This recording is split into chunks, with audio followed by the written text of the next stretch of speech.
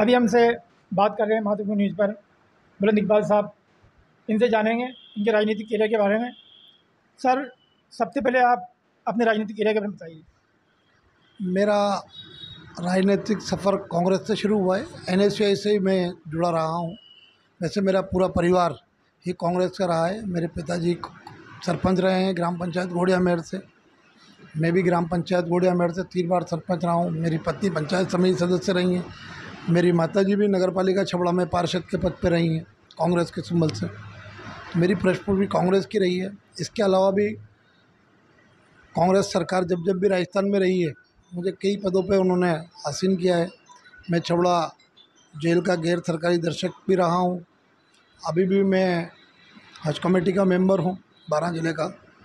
उसके अलावा शांति समिति का मेंबर हूँ मैं।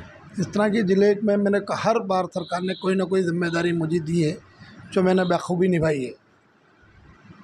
आप पिछले 2 चुनाव से चुनाव की तैयारी कर रहे हैं। इस बार आपके पास ऐसा क्या खास है कि पार्टी आपको टिकट दे?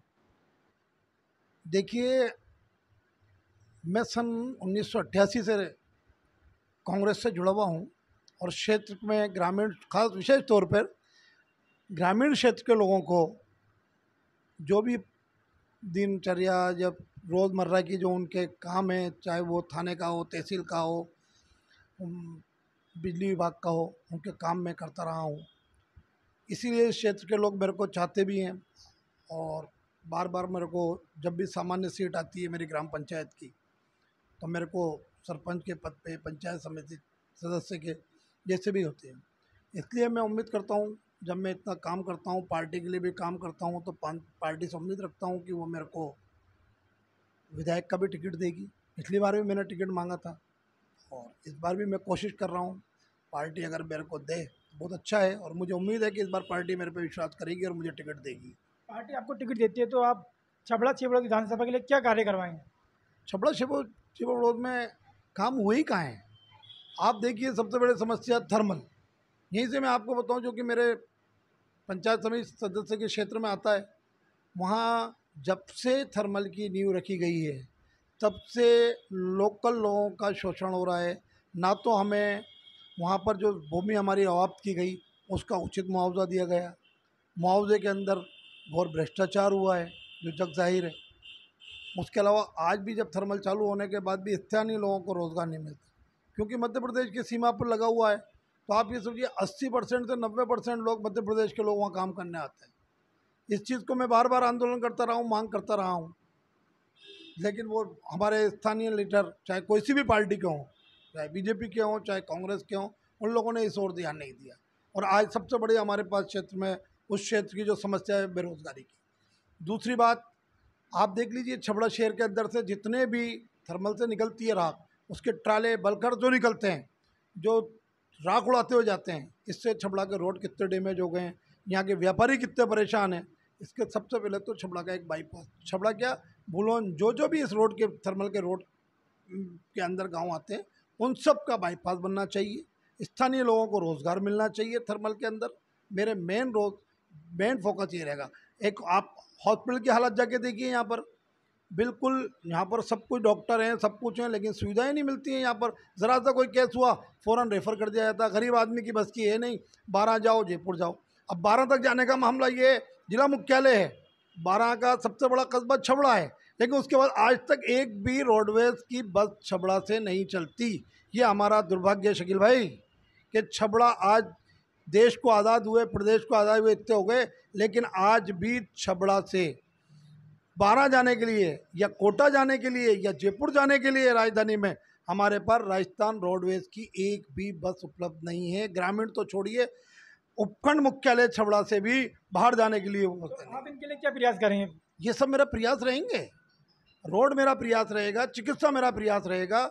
बिजली विभाग में देखिए आप, घोर भ्रष्टाचार है। 2-2 साल हो गए लोगों को ट्रांसफार्मर डिमांड जमे हुए, ट्रांसफार्मर नहीं मिल रहे हैं। जो लोग रात के अंधेरे में पैसे देते हैं, रात को ट्रांसफार्मर चले जाते हैं, इतना भ्रष्टाचार है। तो मेरा मेन उद्देश्य रहेगा शिक्षा, चिकित्सा, रोड और रोजगार, युवाओं को रोजगार मिले, ये मेरे मुख्य मुद्दे रहेंगे। युवाओं और किसानों के बारे में आप क्या सोचते हैं? युवाओं के लिए मैं आपसे, रहीम भाई, मैं आपसे बात करूं कि युवाओं के लिए हमारे यहाँ बहुत अच्छे रास्ते हैं। सबसे पहले थर्मल है, वहाँ पर इतनी सीट्स हैं। हम क्या, हमारे यहाँ अगर कोई भी नेता या प्रशासन या सरकार हमारे युवाओं के बारे में सोचे तो हमें कहीं बाहर नौकरी जाने की ज़रूरत नहीं है।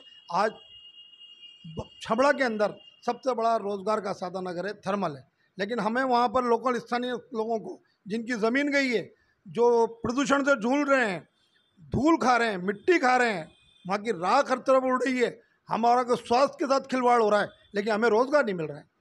अगर हम लोग कोई भी स्थानीय लीडर अगर कोशिश करे और ये वहाँ पर स्थानीय लोगों को रोज़गार को प्राथमिकता मिले तो हमारे यहाँ रोज़गार की समस्या वैसे ख़त्म हो जाएगी।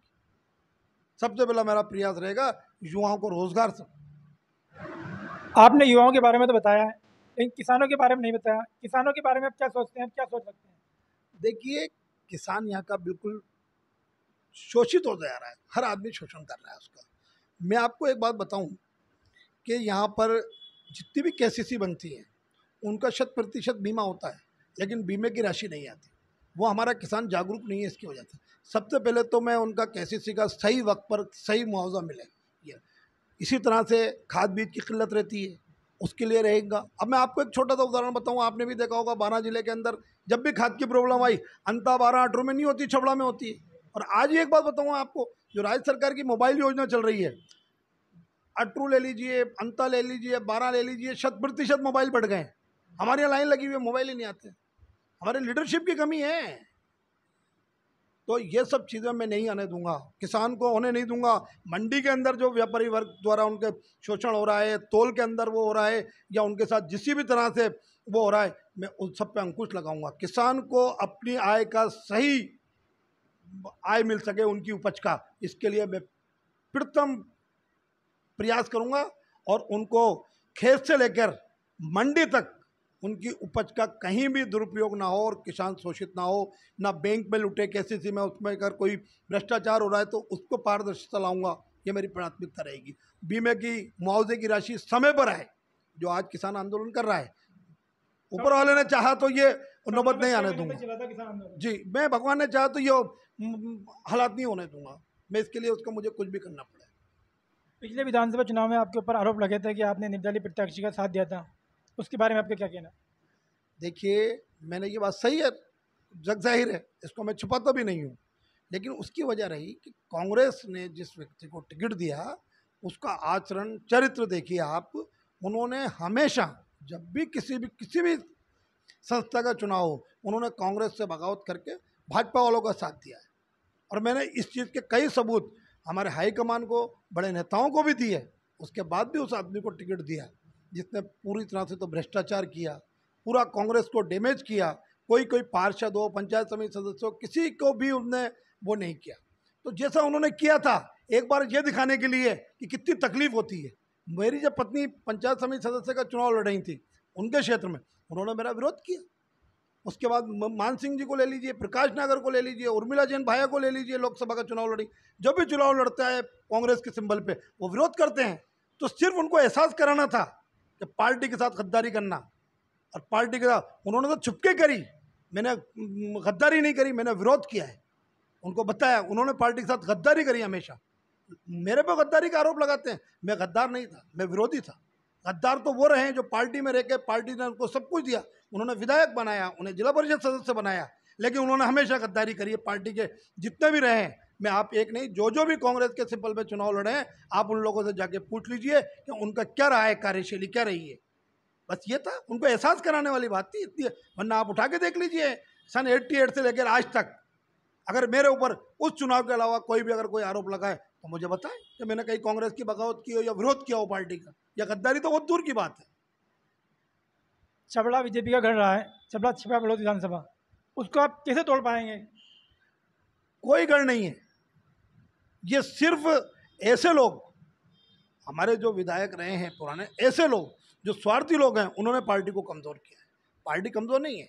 आप ये देखिए, उठा के देख लीजिए, छबड़ा पंचायत समिति का प्रधान कांग्रेस का रहा, छिपड़ौद पंचायत समिति का प्रधान कांग्रेस रहा, नगर पालिका छबड़ा में चेयरमैन कांग्रेस का, छिपड़ौद नगर पालिका हुआ करती थी उसका चेयरमैन कांग्रेस का, गृह सहकारी समितियों में छबड़ा छिपड़ौद में कांग्रेस का। हर पोस्ट के ऊपर हमारा पदाधिकारी बैठा है या हम नेतृत्व कर रहे हैं। हारते सिर्फ विधायक का चुनाव, छबड़ा पंचायत समिति में तो प्रधान वो तो अभी भी मैंने आपसे क्या कहा, अभी भी देख लिया, दुनिया ने देखा है ना। मान सिंह जी को टिकट मिला, उनको प्रस्ताव भी नहीं मिला। तो कांग्रेस कमजोर नहीं है, कांग्रेस भरी पड़ी है गांव में, कांग्रेस का कार्यकर्ता है, लेकिन कमी है तो एकजुटता की है। और इसीलिए मैं हाईकमान को बोल रहा हूँ, ऐसा कोई भी, आज भी आप देख लीजिए, अभी जितने भी टिकट मांगने वाले हैं 17, 18, 19, 20, इस बार लाइन लगी हुई है टिकट लाइन जितनी भी बड़ी है, लेकिन उनका एक ही कहना है कि एक व्यक्ति को छोड़ के किसी को भी कर लो, हम जी जान। जब भी कांग्रेस एक हुई है यहाँ पर हमने जिता के बताया। करण सिंह जी को जब प्रथम बार एमएलए का टिकट मिला, हम सब एक थे, कांग्रेस एक थी, ये सोचा था कि ये कांग्रेस के लिए काम करेंगे। देखिए कितना मंत्री थे उस टाइम तो प्रताप सिंह जी, उनको मिनी सीएम कहा जाता था, लेकिन उनको भी धराशायी कर दिया। कहाँ है, वोटों की कमी थोड़ी है, लेकिन अगर वो है तो सिर्फ इच्छा शक्ति और कांग्रेस कार्यकर्ता और कार्यकर्ता जो नेता है वो अगर सही काम से काम करे, एकजुट। आज भी सब एक है, सब लोग कह रहे हैं ये बात कि हम सब एक हैं, एक आदमी को छोड़ के आप टिकट दे दीजिए, ईमानदारी से काम करेंगे सब और जिता के लाएंगे। कांग्रेस गांव में भरी पड़ी है, बहुत काम है। आज आप बताइए, सन 2015 में जिस टाइम पूरे देश में मोदी की लहर चल रही थी, उस टाइम मेरी पत्नी को कांग्रेस ने सिंबल दिया, और उस क्षेत्र से दिया जहां कभी कांग्रेस नहीं जीतती थी। मेरा मुस्लिम बाहुल्य क्षेत्र नहीं है, मात्र 2 परिवार रहते हैं, 2 या 3 परिवार हैं मुस्लिम पूरे 10 गाँवों के अंदर, 12 गाँव के अंदर।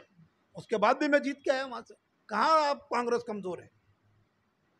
तो ऐसा नहीं है, बहुत कांग्रेस का कार्यकर्ता है, कांग्रेस को लोग वोट देना चाहते हैं, वोट देने का मन कर लिया, सिर्फ एक ऊपर से चेन अच्छा होता है तो यहाँ से विधायक बनेगा, कांग्रेस का बनेगा। चलो देखते हैं, दलित पिछड़े और माइनॉरिटी के लिए आप क्या करेंगे अगर आप चुनाव जीतते हैं?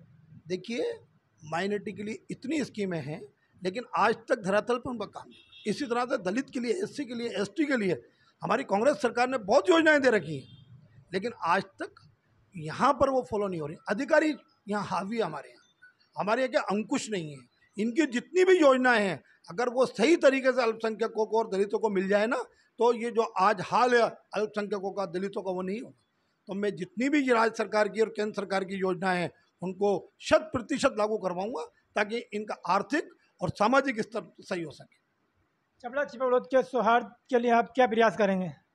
देखिए, सबसे पहला तो ये है, स्वार्थ तो सबसे पहले है, और छबड़ा तो शांति भाईचारा बनाने के लिए। बिल्कुल। आप ये देखिए, मेरे ऊपर देखिए, मैं एक नवाब फैमिली बिलोंग करता हूँ। मैं आपको एक छोटा सा उदाहरण देता हूँ कि हम लोग कितने शांति प्रिय और क्या रहते हैं। आज मैं आपको छबड़ा का एक उदाहरण देता हूँ। छबड़ा के अंदर डोल बहुत अच्छे निकलते हैं और मुहर्रम नहीं निकलते। कभी आपने जाना है क्या हुआ? इसके पीछे ये लॉजिक है, मेरे पूर्वज जो थे, जो नवाब टोंक थे, उन्हों के सामने एक बार, क्योंकि छबड़ा टोंक स्टेट में आता था, इसलिए एक मरतबा ऐसा हुआ कि डोल और ताज़िए दोनों एक साथ आ गए।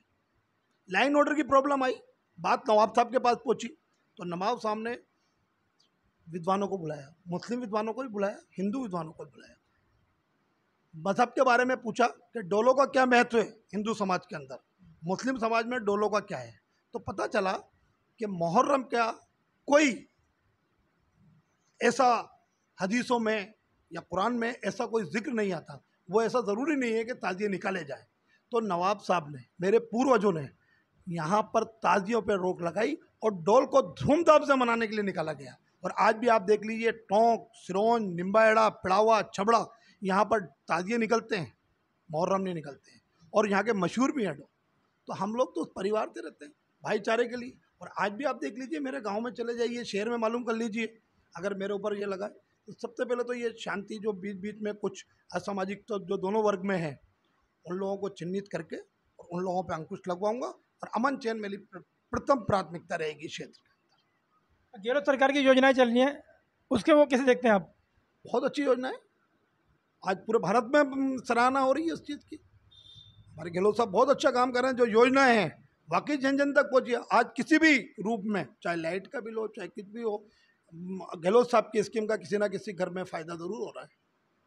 और अब इसको चाहिए जनता को, और जनता मानत बना रही है। कमी है तो सिर्फ नेतागिरी की, लीडरशिप की है, बाकी नहीं तो जनता मानत बना चुकी है। कांग्रेस को रिपीट लेके आएगी, मुझे पूरी उम्मीद है। तो कांग्रेस सरकार इस बार रिपीट मारेगी? बिल्कुल, वो उसका कारण सबसे ज़्यादा गहलोत साहब की ये स्कीमें ही है। तो इस बार सीएम चेहरा कौन हो सकता है? ये हाई लेवल की बात है, ये तो मैं नहीं कह सकता। ये कांग्रेस जिसको भी कहेगी, हमारा तो सिर आंखों पर है। ये बड़े लेवल का मामला है, इसमें तो मैं क्या कह पाऊँगा।